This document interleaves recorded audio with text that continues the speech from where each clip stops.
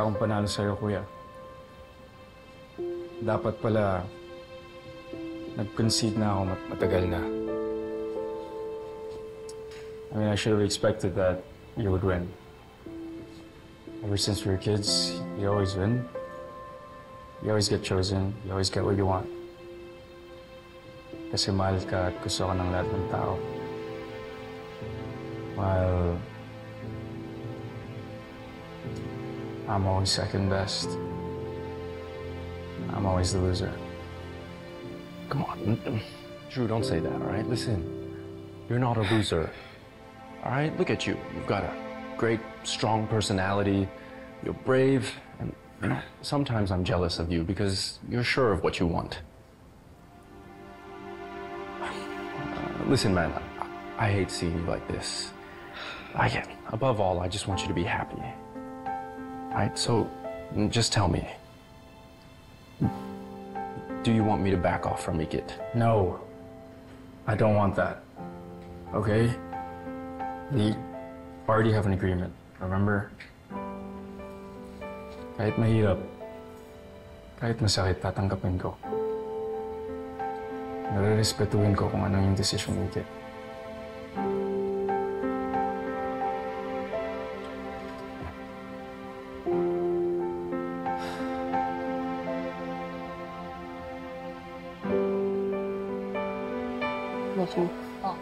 Sigurado ka na ba na gagawin mo to? Oo eh. Yun na lang yung huling paraan para malaman ko kung ano ba yung totoo. Ako si Miss May ba yung totoo. Ito, Miss Clara. Nandiyan ba si Miss May? Ay, kakailis lang niya. Hindi ko alam kung saan pupunta, hindi sinabi. Bakit? Wala. Sige. Salamat Bessie, mauna na muna kayo ha. Antayin ko lang muna dito si Miss May.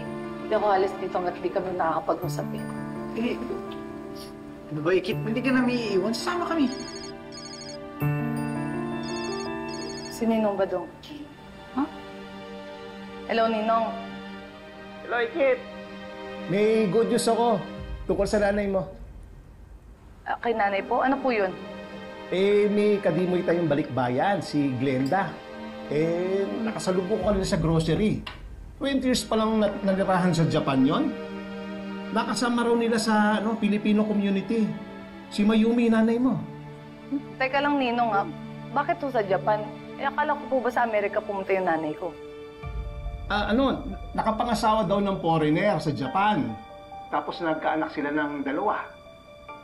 Nung sinabi po ba nung kadimoy natin kung sino po yung napangasawa ng nanay ko at kung nasaan po sila ngayon?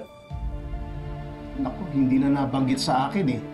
Kasi nagmamadali. Pero nabanggit sa akin ni Glenda na nag-confirm daw sa reunion. Reunion? Yes, mamaya may reunion daw. At pupunta nanay mo si Mayumi. Alam niyo po ba kung saan? Kaya nga kita tinawagan eh.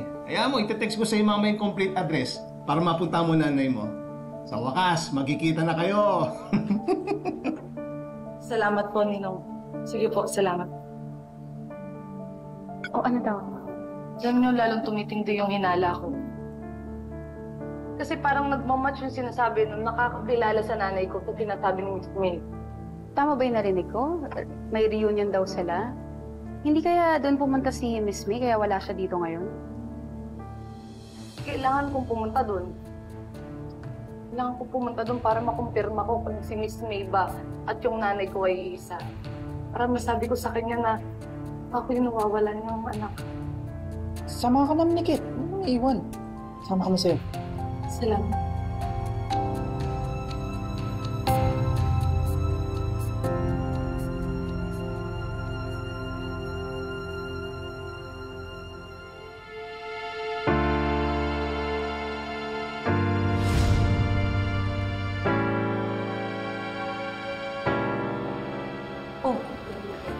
Ano hinihintay mo? Ba't ayaw mo pa pumasok, Besh? Kinakabahan ako. Paano kung si Miss May na talaga yung nanay ko?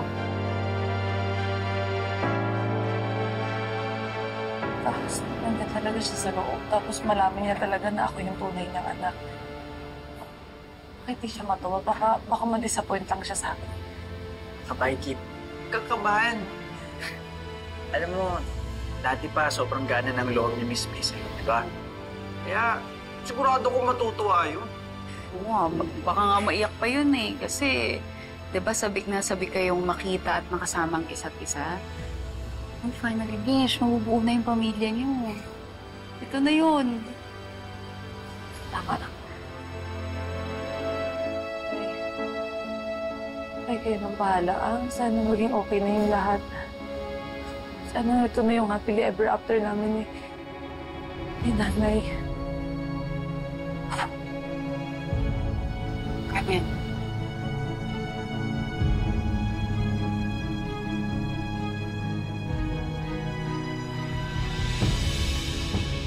Hey, po. Nandiyan po ba si Miss Mayor? Mari, nandito ka. Sakit. Ma, pagdating na lang sa table ko yan. Salamat.